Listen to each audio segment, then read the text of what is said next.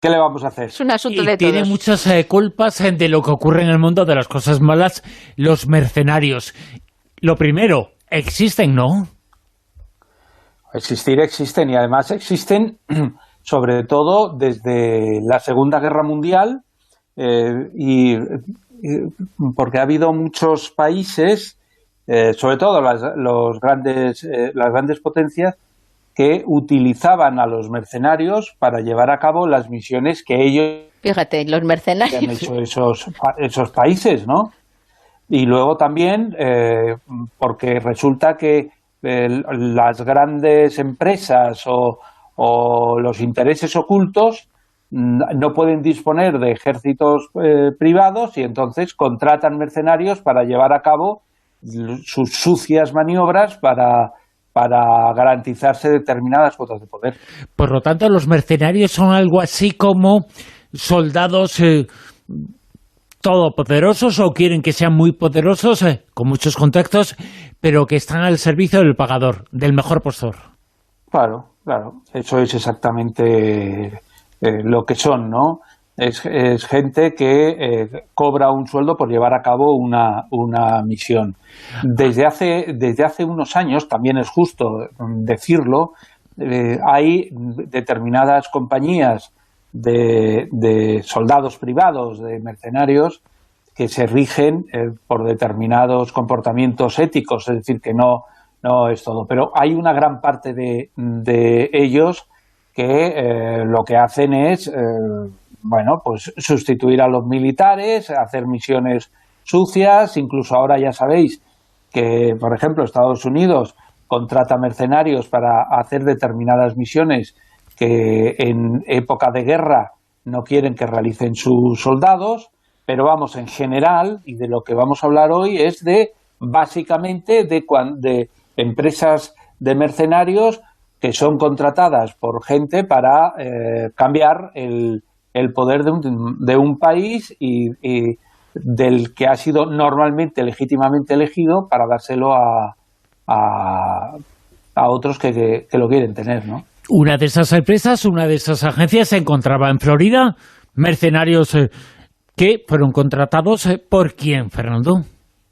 Bueno, esto también es verdad, digo, antes de nada, porque lo he hablado con vosotros, quiero decir que he escogido unas misiones que son bastante llamativas, porque yo creo que representan bastante de lo que es, ¿no? Estamos hablando de Venezuela, ¿no? En Florida había una agencia de seguridad que se llama Silvercorp, a la que acudió hace el año pasado, pues nada más y nada menos que Juan Rendón, que es un asesor de Guaidó, y que acudió ahí para decirles que quería contratarles dando un anticipo, como se hace en estos casos, de $50.000, una cantidad muy, muy, muy pequeña, teniendo en cuenta que el negocio que ofrecía esta compañía era de $213 millones. ¿A cambio de qué? Pues a cambio de llevar a cabo un golpe de Estado en Venezuela que supusiera la detención de Nicolás Maduro, su entrega a Estados Unidos y que permitiera la instalación de Juan Guaidó. Esto que estoy diciendo no es algo que yo me suponga o algo que yo imagine, sino que es algo que publicó hace 2 días The Washington Post, que es un documento. ¿Y el total? Repite el total del importe, que era el que querían pagarles. 213 millones de dólares. Y da solo 50.000 de anticipo. Y da 50.000 de anticipo. Lo que pasa es que luego... si les hubieran dado más. Claro, digo porque en estos casos, ¿sabéis qué pasa? Que hay muchas cosas que se suponen, pero el problema es lo que está firmado. Y yo lo que os digo es lo que está firmado. ¿Por qué? Y lo digo por lo siguiente. Porque cuando se producen los acontecimientos hace exactamente 6 días, en la madrugada pasada del domingo al lunes, se produce que un número no determinado de mercenarios llega desde Colombia a las cercanías de Caracas, y ahí son descubiertos. Yo creo que tanto las Fuerzas Armadas venezolanas como la Policía Nacional habían recibido, yo creo, una información de que eso iba a ocurrir, les estaban esperando y entonces los recibieron a tiros. Mataron a 8 mercenarios y detuvieron entre 18 y 20, pero en estos momentos siguen buscando a mercenarios porque sospechan de que hay más que han podido entrar en el país, ¿no? 2 de esos mercenarios eran estadounidenses y eran directamente de Silvercorp, ¿no? Ian Berry y Luke Denman, pero el resto era, como ocurre en estos casos, porque este es un caso que se repite en muchos, era venezolanos anti-Maduro. Uno de ellos que ha sido asesinado, muerto, el capitán Robert Colina, que había sido, jefe de seguridad de un exministro, y cuando los han interrogado han dicho exactamente que los americanos, que su misión era tomar el control del aeropuerto, coger a Maduro, meterle en un avión, llevarla a Estados Unidos, etcétera, etcétera. ¿Y no tenían ningún contacto con gente del ejército que fuera afín a Se supone que estos militares eran, estos que os he dicho, que os he puesto el ejemplo, el capitán Robert Colina, eran militares que se enfrentaron a Maduro y que están, digamos, de alguna forma en la oposición, que son anti-Maduro, ¿no? ¿Por qué os he dicho lo de los $50.000 que figuran en el contrato y los 213 si se lleva a cabo la misión? Porque Juan Rendón, el asesor de Guaidó, ha declarado, después de conocer de que se filtrara ese documento, que ellos solo pagaron 50.000, pero que en noviembre, hace por lo tanto 4 o 5 meses, cortaron la relación. Y entonces saca la conclusión, por favor, no pongáis el disco de risas, de que fue el jefe de la compañía, de esta compañía que hemos hablado, Silvercorp, el que siguió con el plan por su cuenta. Joder, qué barbaridad. Qué rocambolesca historia, ¿eh? Primera. Y segunda, Juan Guaidó ha dicho que no sabe nada. Claro, típico. Y 3, por darle a todos un guantazo, el propio Maduro ha hablado de una invasión frustrada. Vamos a ver. No sé si son, hay unos 30 o 40 personas iban a invadir el país. Eso es. Ahí está el tema. Quiero decir, hay algo que no sabemos. Posiblemente estos iban y a lo mejor querían, había una cosa más grave detrás, ¿no? Uh-huh. Querían mover, querían a ver si el ejército se levantaba, no sé, alguna cosa, ¿no? Pero lo que está claro es que esto es una chapuza, ¿no? Lo único que yo creo que es totalmente cierto, aunque digo sobre todo en la forma de explicarlo, es que Maduro ha acusado a James Story, que es el recién designado embajador de Donald Trump para Venezuela, de ser el responsable de organizar esta operación. Por aquello que yo creo que es verdad, que hemos hablado alguna vez en el programa, y es que Estados Unidos es el único país que no tiene golpes de Estado porque no tiene un embajador de Estados Unidos. ¿Y no le han expulsado al embajador de Estados Unidos? No está allí. Ah, no está. Claro, es un designo, pero en Venezuela ahora mismo todavía no hay embajada de Estados Unidos. Uh-huh. Es un embajador, digamos, para ese tipo de cosas.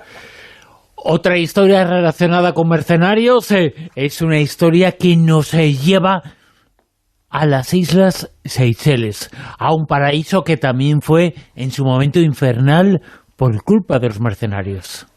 Aquí, este caso es un caso que lo traigo para complementar esto que ha ocurrido ahora mismo hace 6 días en Venezuela, porque lo protagoniza Mike Ware, que es el mercenario más famoso en la historia desde el último siglo, ¿no?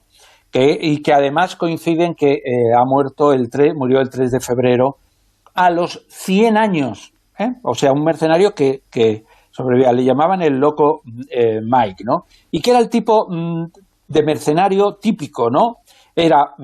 Hizo la Segunda Guerra Mundial en el ejército británico, acabó de mayor, era pequeño pero era un tipo guapo y bueno, y cuando acabó la guerra pues se fue a Sudáfrica, que después de la Segunda Guerra Mundial se convirtió en lo que se convirtió, y en 1961 había conocido a Moisés Tsombe, que era un político congoleño y que llegó a ser el primer ministro, y entonces le contrató y ahora fijaros por qué es a la contra, porque había una guerrilla comunista que intentaba quitarles el poder que ellos a su vez le habían quitado a Patrice Lumumba, historia que hemos contado en La Rosa, que era progresista, socialista, y como llegó al poder, pues rápidamente le hicieron un golpe de Estado entre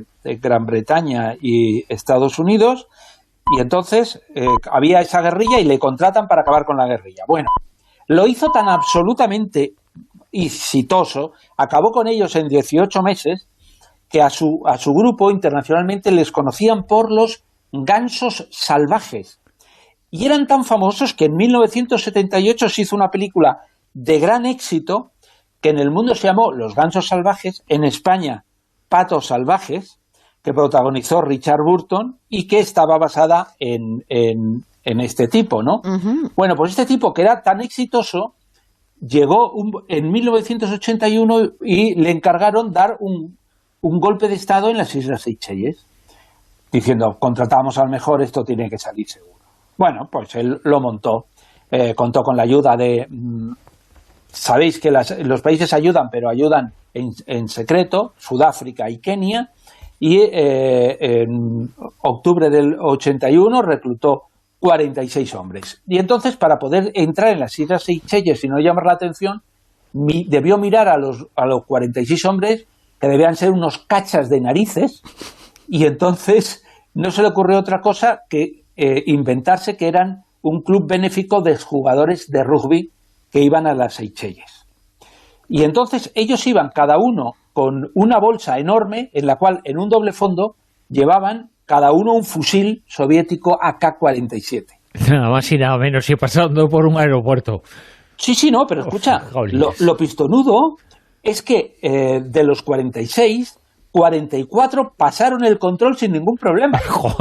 Vaya control. O sea, que fueron dos que se delataron, empezaron a sudar. No, uno que de repente se le debió poner chulito el controlador, se debió poner chulito, no sé qué, tal, y entonces pues dijo, sí, pues ahora te vamos a revisar. Y claro, al revisarle encontraron el AK-47.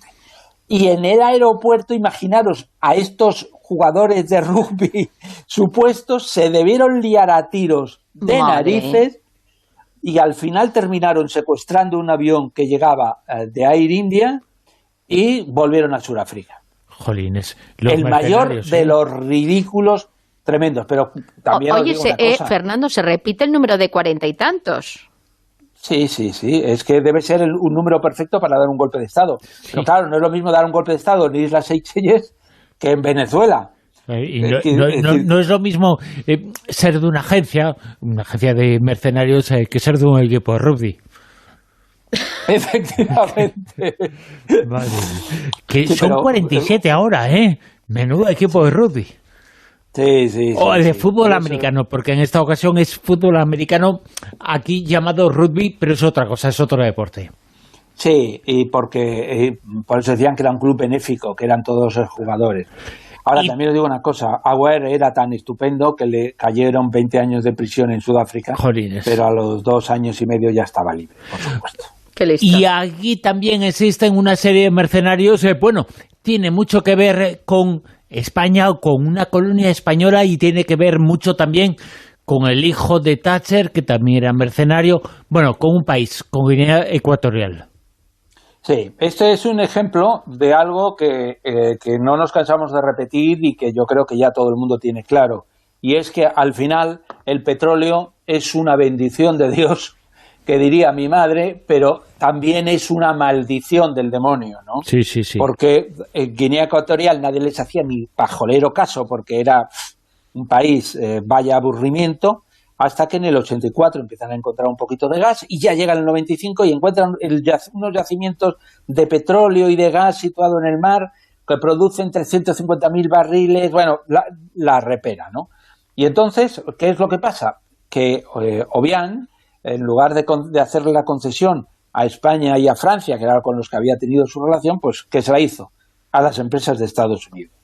¿Y qué ocurrió? Pues lo que tenía que ocurrir, que en el año 2002 coge y un comerciante libanés, el Khalil, que se quiere quedar con el petróleo y entonces monta un golpe de Estado. ¿Pero cómo lo monta el golpe de Estado?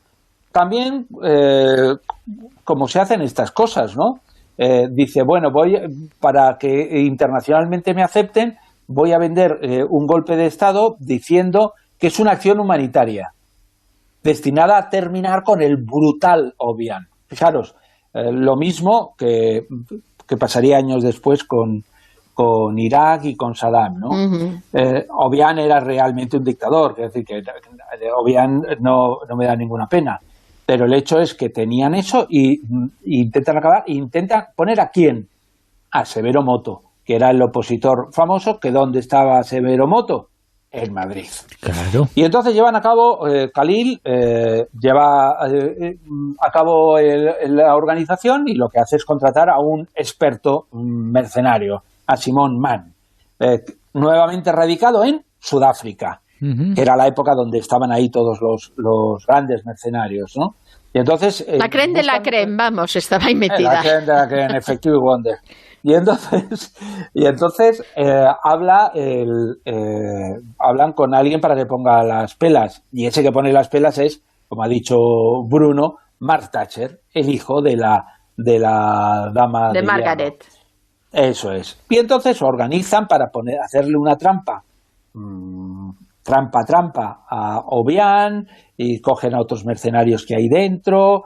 Dicen, pues le vamos a llevar al aeropuerto, en el aeropuerto le vamos a dar unos regalos que son unos coches de lujo y cuando esté ahí con su guardia marroquí llegan los mercenarios de Mann, le cogen y 30 minutos después Severo Moto, que está en las Islas Canarias esperando, llega y se queda con poder. Todo perfectamente planificado, excepto porque este golpe de Estado, ¿a quién perjudicaba? Perjudicaba claramente a las empresas estadounidenses. Y alguien filtra a Sudáfrica, que está Mann y 65 hombres en este caso, y bueno, pues les detienen en el aeropuerto de Zimbabue precisamente cuando ya iban a coger el vuelo para llegar a Guinea.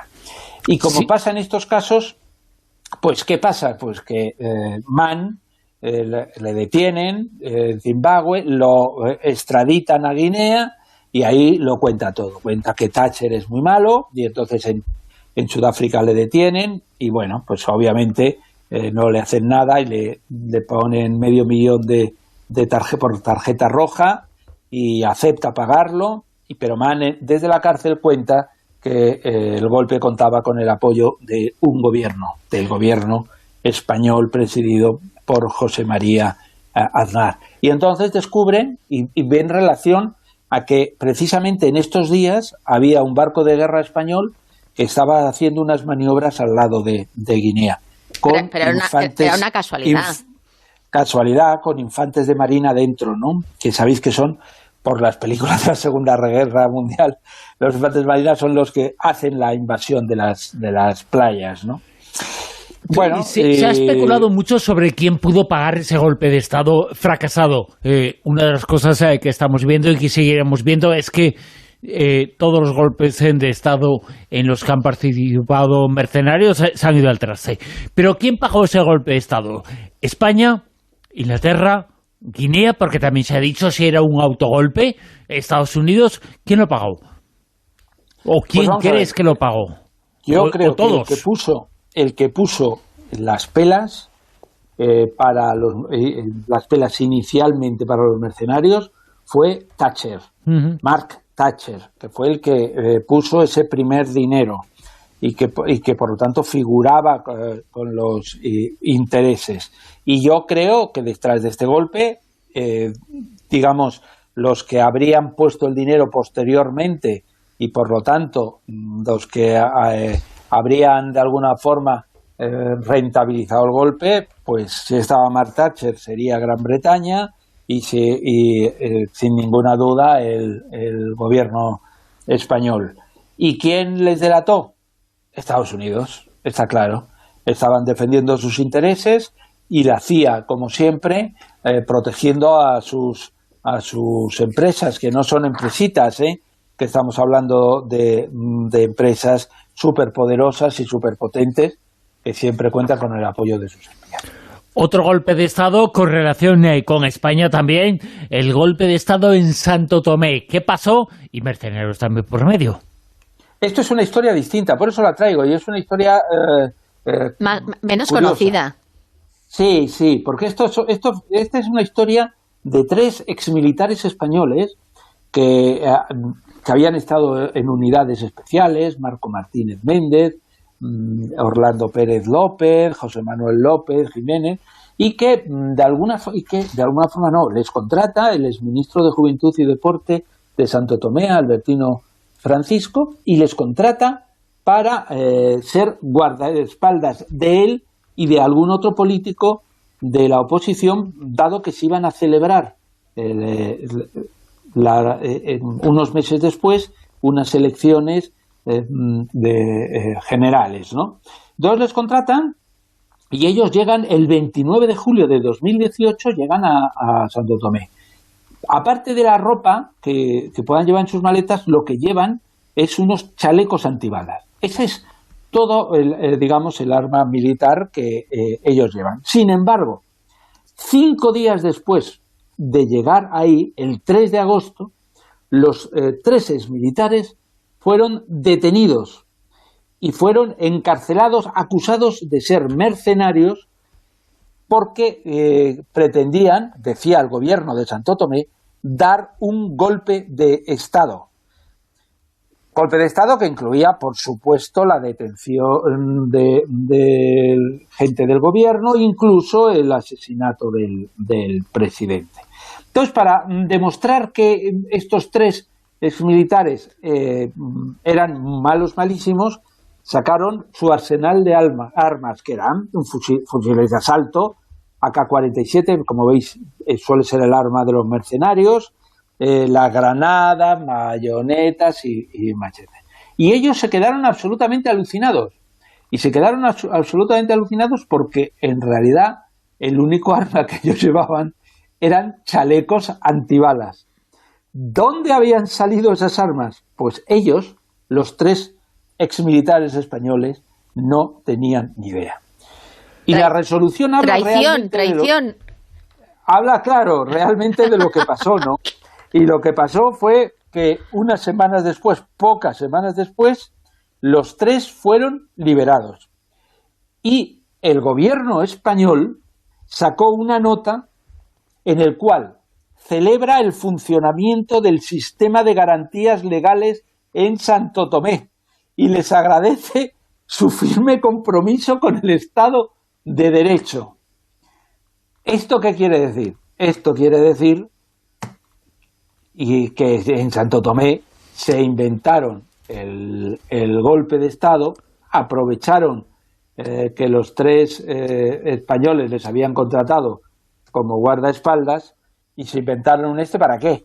Para ganar las siguientes elecciones y decir que la oposición eran unos golpistas y que querían acabar con ellos. También os digo que esto se consiguió gracias a que la Unión Europea y Portugal, que tiene bastante ascendencia, le debieron decir dejaros de gilipolleces y soltar a los 3 militares que no han hecho nada. Y todas estas cosas sin sentido, verdaderamente, pues un poquito ridículas, relacionadas con los mercenarios, tiene su origen en una cosa: el golpe en Payacochinos y la CIA por medio. Sí, esta es una historia, la hemos dejado al final porque, aunque digamos que es históricamente la más conocida y la que ha pasado a los anales del chapucerismo,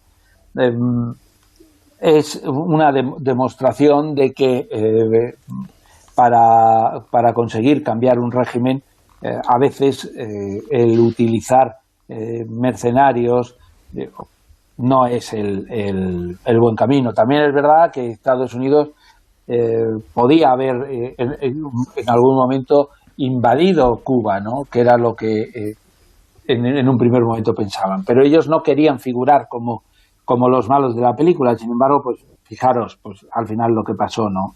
El 15 de abril de 1961, 8 aviones con la bandera cubana atacan la isla y lo atacan de alguna forma chapuceramente, ¿no? 3 de ellos son atacados, son repelidos repelen el ataque los cubanos, y uno de ellos vuelve a Miami y su piloto se presenta como un rebelde que dice que pertenece a la aviación cubana, ¿no? Y que pide ahí asilo político, ¿no? Bueno, pues comprenderéis que los periodistas no tardaron en descubrir que el avión era norteamericano y que lo habían pintado con los colores cubanos. Ya empieza mal, pero es que el 16 de abril ya lanzan la invasión, que supuestamente tendrían que haber facilitado esos ataques de la aviación del día siguiente, y ahí ya no son ni 40 ni 60 y pico, Silvia. En este caso son 1.400 hombres. Esto ya es un poquito serio. Esto ya es serio. Estos son exiliados cubanos, estos son mercenarios, estos son agentes de la CIA, que el ser agente de la CIA no quiere decir que seas americano o estadounidense, sino que puede ser de cualquier otro país, y que los lanzan en Bahía Cochino, pues eso, para acabar con el régimen. En el fondo es la venganza. Pues en otros casos hemos hablado del petróleo, aquí es la venganza porque en el año anterior Fidel Castro había derrocado al dictador, a Fulgencio Batista, y con él, que era muy amiguito de los americanos, y Fidel Castro luego había osado nacionalizar las empresas del petróleo, del azúcar, del teléfono, de la electricidad, todas eran americanos. Bueno, os resumo porque es un caso más conocido. Llegaron los 1.400 y la verdad es que fue un desastre. Fue un desastre porque les estaban también esperando, las filtraciones habían llegado y al final fue un desastre. Sobre todo, ¿por qué? Porque a la CIA le habían vendido que si se producía esta invasión, el pueblo se iba a sublevar contra Fidel Castro, y eso es lo que permitía el golpe. Es decir, es básico que la acción de los mercenarios vaya acompañada de los pueblos. De una respuesta, ¿no?, de la población. Claro. Ellos es como la llama que enciende algo, pero tienen que encender algo. Aquí no lo hicieron, ¿no? Aquí no se encendió nada. Murieron durante el ataque unos cuantos, cerca de 1.200 fueron hechos prisioneros. Es verdad que a muchos los mataron salvajemente los cubanos, nada más detenerlo. Y al final, pues, ¿en qué acabó esto? Pues acabó que al año siguiente Cuba los intercambió a cambio de $53 millones en forma de alimentos, medicinas y tractores. Con Almohadilla Rosaventos en Twitter, Johnny nos dice: me quedo muerto con todo lo que sabe Fernando, que nos está contando aquí en materia reservada. Y Anaís nos pregunta: Fernando, y te transmite la pregunta, Fernando, ¿cuántos años estudian los mercenarios? Pues muchos. ¿Les dan un máster después? Claro, es que hay que tener en cuenta que el buen mercenario normalmente procede del ejército. Porque le sale siempre mal, ¿eh? Suelen ser exmilitares, ¿no? Suelen ser exmilitares que tienen experiencia y que ahora mismo... yo creo que hicimos un programa en el cual decíamos que estaban contratando en España. Sí. y que, bueno, normalmente se presenta gente que ya tiene la mayor parte que tiene una experiencia, que ya no está en el ejército, o gente que está en el ejército y joder, le dice, vamos a ver, yo gano aquí X dinero y estos me pagan 5 veces más, ¿no? Entonces quiere decir que también es lógico, ¿no? A veces que la gente quiera hacer todas estas cosas. Pero también digo una cosa, hemos contado estas acciones, pero hay otras muchas de mercenarios y otras muchas misiones que llevan a cabo los mercenarios que tienen que son éxito. muy, muy exitosas, ¿eh? Pues mira, decir, bueno, exitosas hasta un punto. No sé cómo un golpe de Estado puede ser exitoso. No, me refiero a que, por ejemplo, que cumplen lo prometido. en Siria, en Irak y tal, cuando hay que proteger en determinados momentos, hay que proteger, por ejemplo, los pozos de petróleo del ataque de los rebeldes, y esas misiones se las dan muchas veces a los soldados privados, a los mercenarios, ¿no? Que están jugándose la vida ahí. Es decir, que no hacen solamente esas cosas, ¿no? Hacen montones de cosas y son muy buenos en ese tipo de cosas. Lo que pasa es que a veces se meten en estos golpes de Estado y entonces ahí ya, efectivamente, como tú dices, un golpe de Estado es un golpe de Estado, ¿no? Aunque es verdad que hay dictadores a los que merece la pena echar, ¿eh? Pero bueno. Y hay mercenarios que luego también hacen sus negocios en paralelo, que aprovechan que están en determinados sitios para sacarse otras carnazas correspondientes. Sin ninguna duda.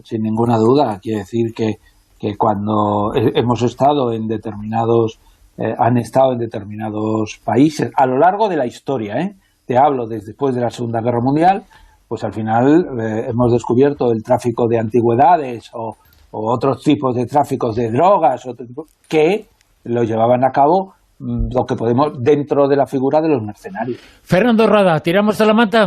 Venga, vamos. Venga.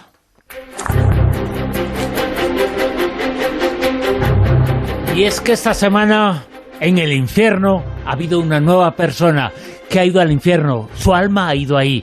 Es Billy el niño. Que es una persona que de armas tomar, ¿no, Fernando? Sí. El 13 de septiembre de 1974, ETA cometió un atentado en la cafetería Rolando de la calle del Correo de Madrid, frecuentada por agentes de la Brigada Político-Social. Hubo 13 muertos y medio centenar de heridos. La respuesta policial no tardó en llegar. Numerosos sospechosos fueron detenidos.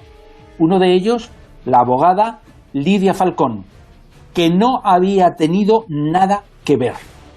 Detenida en Barcelona, fue conducida a Madrid, a la primera planta de la Dirección General de Seguridad, en la Puerta del Sol, donde tenía su sede la Brigada Política Social, el lugar al que ella y muchos estudiantes progresistas tenían pánico, pues habían escuchado numerosos relatos de las torturas que se infringían allí a los detenidos.